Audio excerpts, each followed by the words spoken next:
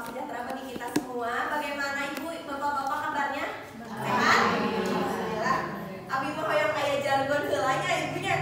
Tadi kan tos bara emah meh semangat gitu. Pami abi nyarios pendidikan, ibu-ibu bapak-bapak ngajawabna semangat. Pami abdi nyarios tindak kasih, ibu-ibu sareng bapak-bapak jawabna maju.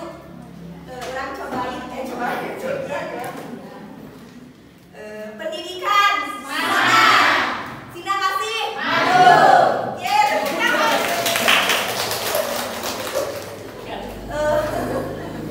Sebelumnya saya sangat berterima kasih kepada ibu tutor pendamping dan juga ibu-ibu bapak-bapak yang sudah hadir ya di sini, sudah menyita waktunya. Paminten menuju aya pekerjaan antara pi aya kawagel gitu waktosna nya. Alhamdulillah gitu, abdi dikasih kesempatan kalau bersilaturahmi gitu ya sareng bapak-bapak sareng ibu-ibu gitu. Nah, di sini Ibu nyariosnya dicampur. Di sini saya ingin menjelaskan tentang pentingnya pendidikan sepanjang hayat. Naon cenah pendidikan sepanjang hayat teh? Nah, pendidikan sepanjang hayat teh pendidikan seumur hidup, pendidikan secara terus-menerus dari sejak kita lahir ke dunia sampai meninggal ibu ya, sampai akhir hayatnya. Nah, pendidikan sepanjang hayat itu jadi teka ukur ku ruang sareng waktos nya sapertos kieu ayeuna, bade pembelajaran bade di mana wae, teras waktosna bade tabuh sabaraha wae, eta mah tergantung bade di rumah atau napi bade di kebon misalnya bade pembelajaran eta mah mangga tiasa karena pembelajaran sepanjang hayat mah di mana wae ge tiasa gitu. Nah, terus kanggo naon cenah pendidikan sepanjang hayat teh? Nah, ada 6 fungsi dan tujuan pendidikan sepanjang hayat bagi masyarakat. Yang pertama, sebagai sosialisasi. Nah, sebagai sosialisasi nyaeta sapertos kieu misalna teh ibu-ibu ka wargi-wargina apalagi ka tatanggana ngajakan kanu teu acan mengenyang pendidikan, hayu urang iringan program sapertos kieu, program gerakan kembali sekolah kembali belajar yang di PKBM Bina Paling Mandiri misalnya teh kan disosialisasikeun kumaha wae program nanti kumaha wae, pembelajaran nanti kumaha wae. Nah, eta tiasa disosialisasikeun ka tatanggi atau di kawargi-wargina anu teu acan mengenyang pendidikan. Terus anu kadua sebagai kontrol sosial. Melalui pendidikan yang demikian, setiap individu akan berupaya menerapkan nilai-nilai yang didapatkannya ke dalam kehidupan sehari-hari. Misalnya teh, ibu teh di dalam pembelajaran teh kenging ilmu sareng wawasan anu lebih. Nah, eta teh bisa diterapkan di dalam kehidupan sehari-hari. Misalnya sapertos tadi pendidikan parenting anu tos didugikeun ku ibu Aul. Nah, eta biasa diterapkeun di kehidupan sehari-hari ku ibu-ibu atau bapak-bapak. Nah, kepada anaknya itu bagaimana cara mendidik anaknya. Nah, sapertos gitu. Janten nilai-nilai di dalam pendidikan anak teh bisa diterapkan di dalam kehidupan sehari-hari. Terus anu katilu sebagai pelestari budaya. Nah, kan di dalam pendidikan itu ada mata pelajaran seni budaya ya ibu diajar ke seni budaya. Oh iya, tadi dalam seni budaya teh berarti kita sudah melestarikan budaya, misalnya budaya Sunda, kesenian Sundanya apa, tarian Sunda itu apa, bahasa Sunda itu bagaimana. Nah, itu jadi dalam pembelajaran itu kita bisa melestarikan budaya tersebut dan diterapkan di dalam kehidupan sehari-hari. Atau lebih bagusnya lagi, si pembelajaran tersebut bisa diterapkan juga kepada anak-anak kita di rumah atau saudara kita atau orang tua kita pun bisa gitu. Nah, yang keempat sebagai seleksi. Jadi pendidikan sepanjang hayat itu bisa sebagai seleksi, misalnya ibu itu ada yang berkemampuan memasak misalnya, jago banget masak rendang misalnya. Nah, di dalam pendidikan itu ibu bisa lebih digali lagi dengan cara mengikuti pelatihan misalnya. Nah, dan setelah itu ada pengembangan setelah melaksanakan pelatihan memasak misalnya, kita diarahkan lagi untuk misalnya didagangkan misalnya, dan nanti produk nanti didagangkan melalui WhatsApp atau misalkan Facebook. Ibu-ibu kan ada Facebook bisa didagangkan di sosial media gitu, karena kan kita sudah rihe gitu, terus yang salah masak terus hebat gitu.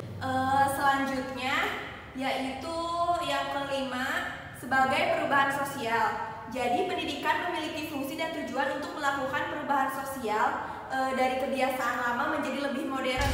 Misalnya ibu-ibu dan bapak-bapak mempunyai kebiasaan sebelum mengenyam pendidikan GKSKB ini, misalnya sebagai petani, dan sekarang sudah mengenal pendidikan di PKBM Bina Pandu Mandiri ini, ibu-ibu dan bapak-bapak akan lebih modern dan lebih mengerti tentang sosial media dan media pembelajaran lainnya. Misalnya pembelajarannya melalui Zoom meeting ataupun Google Meet gitu kan. Ibu-ibu ke biasanya sok daring ya ibunya, kami menuju ngerjakan materi. Nah itu kan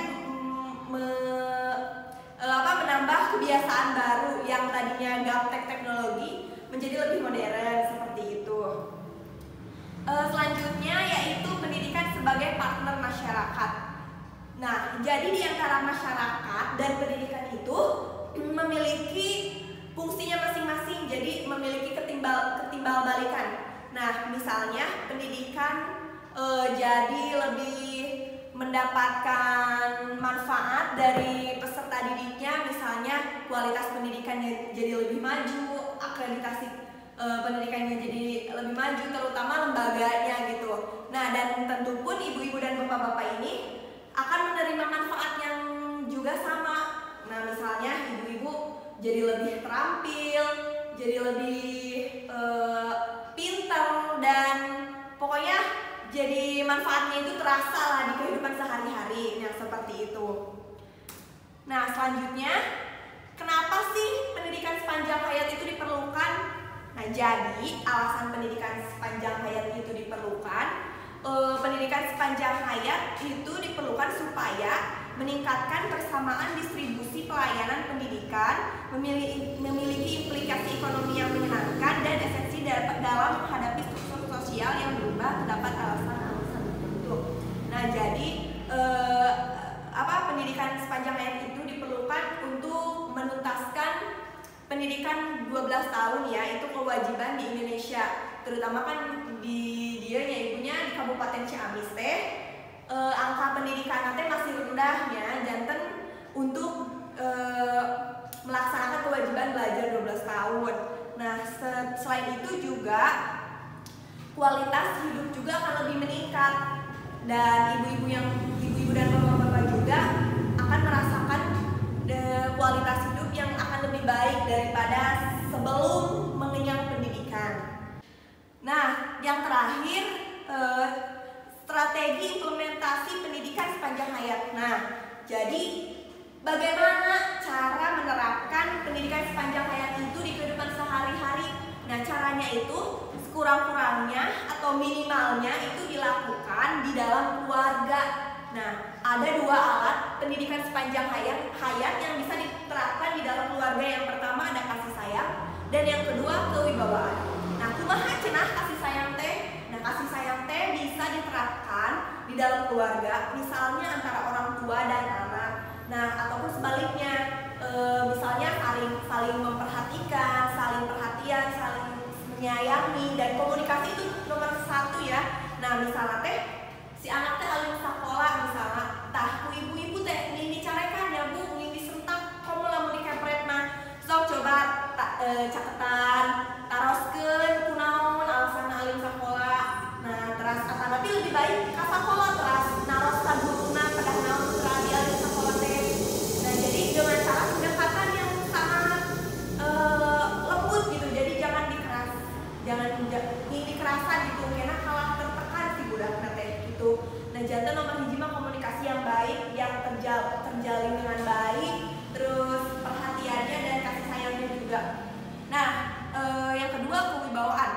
maksud kewibawaan di sini itu tercermin dari diri sendiri yang bersifat yang memiliki tanggung jawab yang baik. Nah, misalnya ibu-ibu bapak-bapak teh iringan program GKSKD, misalnya tanggung jawab di pami di kelas teh, pami aya pertemuan hadir, bolos, terus pami aya tugas tadi dikerjakeun, pami aya materi dibaca dipahami. Nah, seperti itu.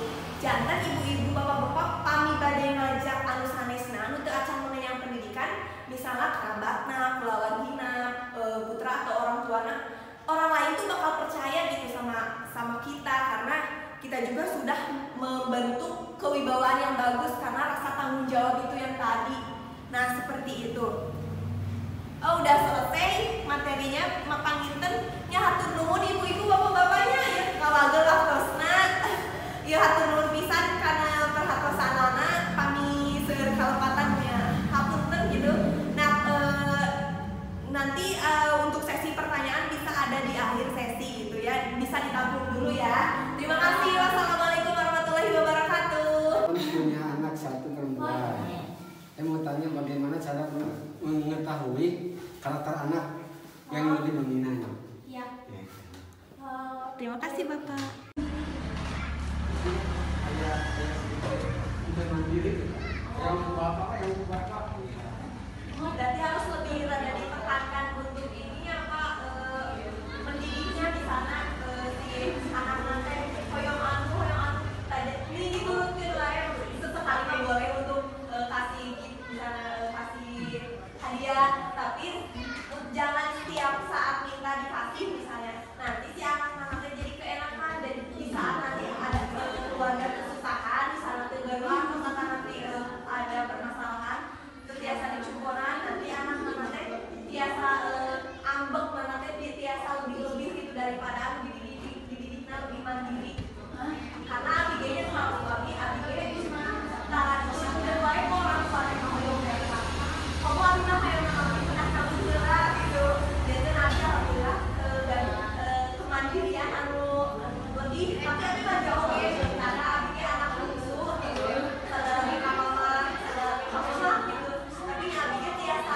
menyikapi diri bahwa abignya berlebihan baca nanti tahu diri gitu karena adanya rasa tanggung jawab seperti itu.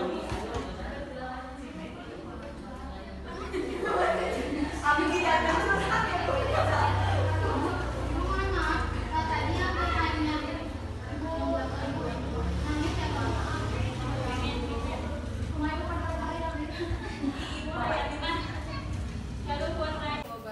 Waalaikumsalam. Nama saya Rina. Saya mau bertanya bagaimana agar anak dekat dengan ibunya. Kebetulan anak saya